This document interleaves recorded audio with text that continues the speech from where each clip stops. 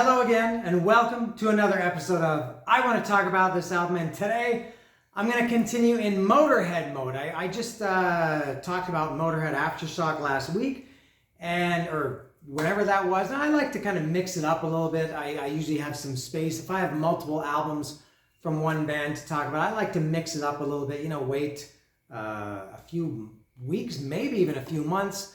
But I did Aftershock last week, and I'm doing The World Is Yours today.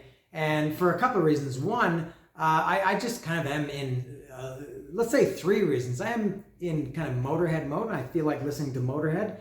So that's one. 2, I do have still, I think, 6 or 7 Motorhead records to get through. And I've decided I want to get through them as quickly as I can. I'm not going to do, I don't think, back-to-back episodes of Motorhead records. But I want to get through them because I think I have a Motorhead project in mind that I would like to do. So the sooner I get through them, the sooner I can get to that project. Ooh, it's so mysterious. And the third reason is, a very, very distant third reason is, I got a Motorhead tattoo last night. Look at that. Now, I planned on doing this episode already. Before I got the tattoo, I've been planning this tattoo for months and months. Tried to get it a couple of months ago. The guy wasn't available. The tattoo artist wasn't available. And then I got another tattoo, this cool banana tattoo that took up a fair chunk of my time. So I thought it was time for another Motorhead tattoo, and I got it. Now, if you notice, look at it. It's supposed to say it's supposed to say "Born to win, live to lose." But the guy screwed it up, and now it says "Born to lose, live to win." Stupid language barrier in this country. I think I like it better this way. Born to lose, live to win, as opposed to born to win, live to lose. Yeah, it makes more sense. I think I like this one better. So my Motorhead tattoo, it's brand new. It's still got some texture. You can feel that, the bumpiness when you get a new tattoo. And so for all of those reasons, that's why I'm talking about The World Is Yours today. And I've got it here. And I think this is kind of, for me anyway, a little bit of a lost Motorhead record. This came out in 2010. Some might say 2010. And I'm not sure I think it was between Kiss of Death and Motorizer, or maybe between Motorizer and Aftershock. I'm not sure. I kind of got lost in that era of Motorhead. I'm not sure what the order was. But I kind of, if you asked me to name all the Motorhead records, I could name them all. This would probably be the last one. I'd be going, there's one more. If somebody was giving me this as a quiz, they'd say, no, you're missing one. Say, what am I missing? Did I say Motorizer? Yeah, you said Motorizer. Did I say Inferno? Yeah, Hammered? Yeah, And then I would probably finally get to The World Is Yours. And I'm not sure why. It's that maybe the album cover is kind of weak. It looks like it could have been the cover of No Remorse. It looks like it could have been the cover of the self-titled Motorhead. It's just, it's got the Motorhead logo, which they all do. The World Is Yours in that Motorhead font. And it's just got the War Pig. Not much color there. Not much to it. It's just kind of the War Pig superimposed over the globe. And so it doesn't really stand out. Maybe for that reason, maybe also the timing of it. But I think of this as kind of a lost Motorhead record. Now, when I talked about Aftershock recently, last week or whenever it was, I said that at this point in my Motorhead career, I'd kind of lost interest in them, they were really, really going paint by numbers and formulaic, and everything was very, very, very just, nothing original. And this is the same. But I like this way better than Aftershock. I don't know what the thing is. Why I like this one better than Aftershock. Maybe a few things. Right off the bat, this one is 10 songs. Aftershock was 14. So right off the bat, I think I'm more inclined to just visually look at a record and say, okay, I'm interested in listening to 10 songs. Maybe not as interested in listening to 14 songs. So there's maybe that. Because this album, and I talked about it in the Aftershock episode, all these Motorhead records, I think from Hammered or maybe Inferno through those, Hammered, Inferno, Kiss of Death. Again, I'm not sure the order. Motorizer, The World Is Yours, Aftershock, Bad Magic. I know Bad Magic was last. They all really sound the same. It sounds like they just went in, recorded 80 songs, and then put out 10 on a record every 2 years. So this doesn't sound any different really. There's no style difference. Motorhead, actually I would even say Aftershock had a little bit more variation, a little bit more variety, I guess is the word. A little bit of bluesy. This is pretty much all fast, but I don't know what it was. I just like the song better. I mean, this album better. Maybe the songs caught my attention more. I don't love it. I'm never gonna. There's not gonna be a Motorhead album. Well, there's no more Motorhead albums, but I'm never gonna like any of these albums the way I like Bomber, Overkill, Ace of Spades, Another Perfect Day, and you know those great ones, even Rock and Roll, and even as late as 1916. But you know, for I guess modern day Motorhead, I kind of like The World Is Yours. Yeah, so I guess I can go through it track by track now. And I bought this one because I never did have it on CD. I think the last Motorhead record I bought, before I bought all these records in the last year or however long that's been, the last one I bought was Inferno on CD. Kiss of Death, I think, was after that. I never bought anything after that until Bad Magic came out, which I bought. So I did get this one, and my Motorhead collection is complete. Between records and CDs, I do have them all. So here it is. You can see there's no hype sticker here, so I can get right to it. What I like about this is also a great thing about this record. It's got this. I love this opening. It's got like this. It's like a flap. Yeah, and you can just use your hands. You don't have to use a knife and risk some self-inflicted injury. So this is very easy to open. There's no hype sticker, so I don't have to be careful. I can be quick, so Mike Pratt isn't going to complain that I'm wasting so much time opening it up. And there it is. If you see it, it looks so different without the cellophane or saran wrap. It's not saran wrap. And yeah, I guess like the rest of the Motorhead records, this is what I like. Give me the lyrics, some liner notes and pictures, and I'm very happy. And I think it's just black vinyl. Yes, it is. There it is. It's the same label on both sides. All right.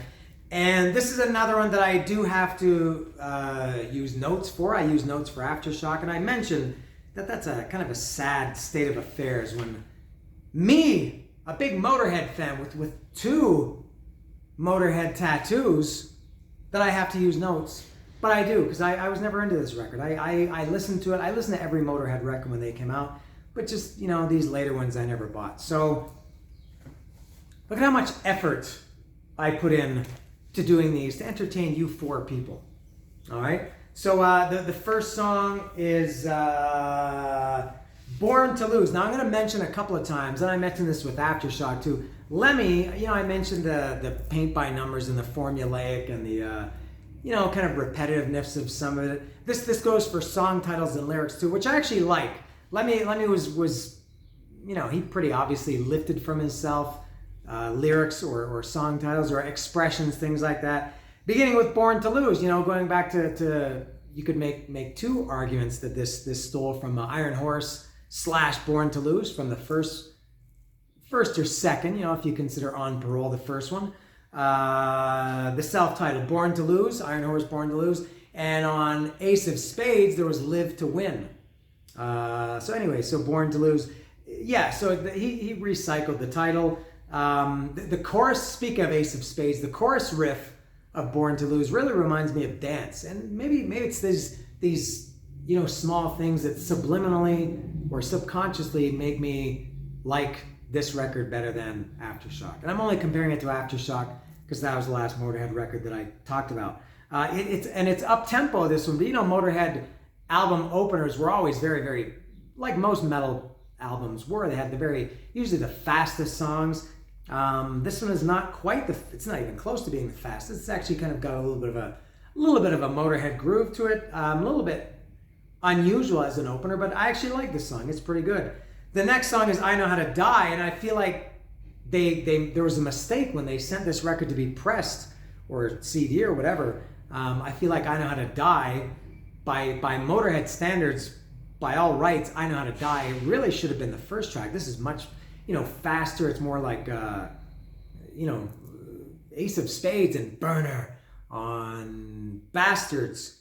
And I like it. I actually really like this song a lot. This is one I have been familiar with since this came out. This was one that stuck with me. I think it was the first, I don't know if they call these singles, but the first song that was released prior to the album coming out. This is clearly much more of an opener. It's very riffy.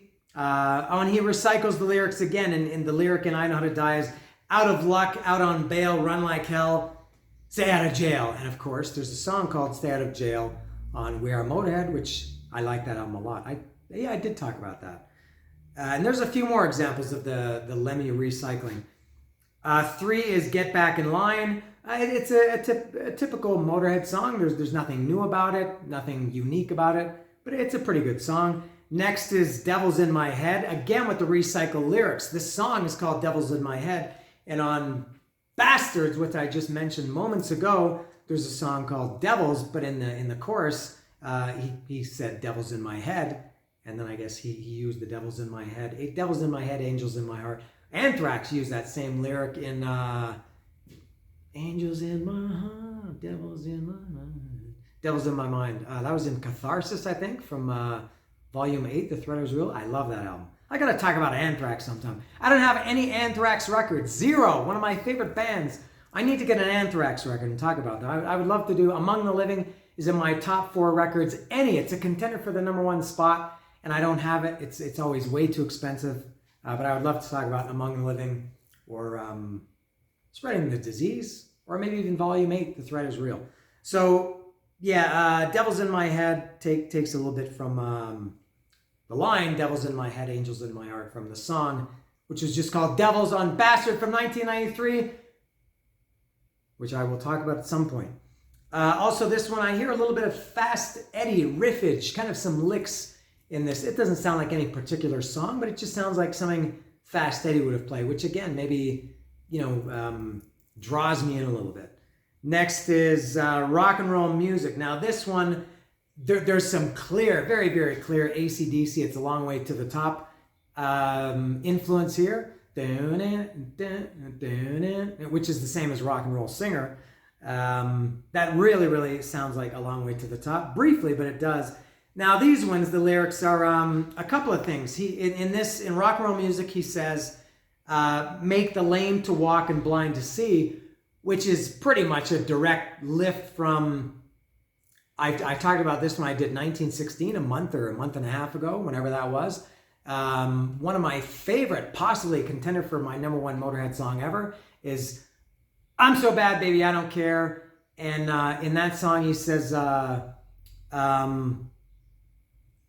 I make the blind to see, shoot 'em full of R&B. I make the lame to walk, come around, I'll pop your cork. And in this one it's just make the lame to walk and the blind to see. And then the other lyric in this one is Rock and Roll Music, which is the name of the song. Rock and Roll music is my religion. I don't need no miracle vision. That's almost a direct word-for-word lift from Don't Need Religion from Iron Fist. I don't need no blind religion. I don't need no miracle vision. I don't need no... I don't need Jesus Christ Superstar. And I will talk about Iron Fist in the future as well.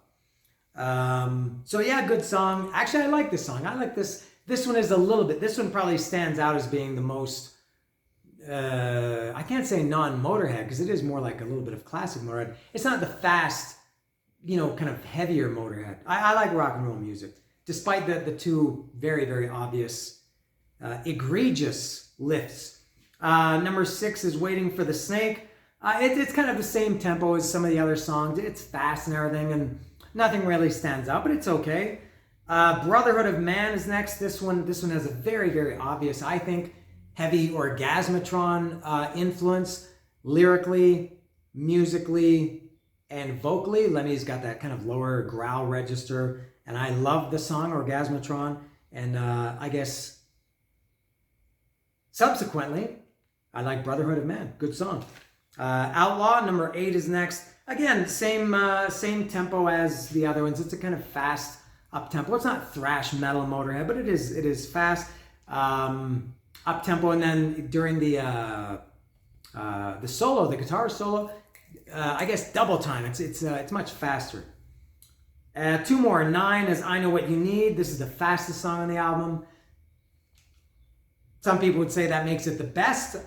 For me, it's not the best. It's fine, I guess, but nothing to say about that one, other than the fact that it is the fastest. And then the last one is Bye Bye Bitch Bye Bye. This is potential for a favorite too. Maybe this one or Rock and Roll Music or I Know How to Die. This one, it's fast, but it does have kind of a groove, a good bounce to it. I like Motorhead songs that kind of bounce and shimmy and shake and boogie and I don't know, shuffle. Did I say shuffle? And a couple more recycled song titles here. He sings, Lemmy sings Bite the Bullet and Sweet Revenge. Bite the Bullet from Ace of Spades and Sweet Revenge from Bumber. Love that album. Bye Bye Bitch Bye Bye. Yeah, so that's it. So I like this album. It's like I said, I'm not going to get into it. This is not one that I'm going to sit down and listen to and memorize all the lyrics like I have for so many other Motorhead albums. But I did, and again, I'm only comparing it to Aftershock because it was the last one I listened to, so it's kind of fresh in my mind. But I do like it. Oh, and this is when I'm supposed to get the record out. And still Motorhead, how many more? 1, 2, 3, 4, I think 7, if I can count correctly with my bionic eyes, my long-range eyes. It looks like there are 7 over here. So I will get to those. But for now, this is Motorhead, The World Is Yours.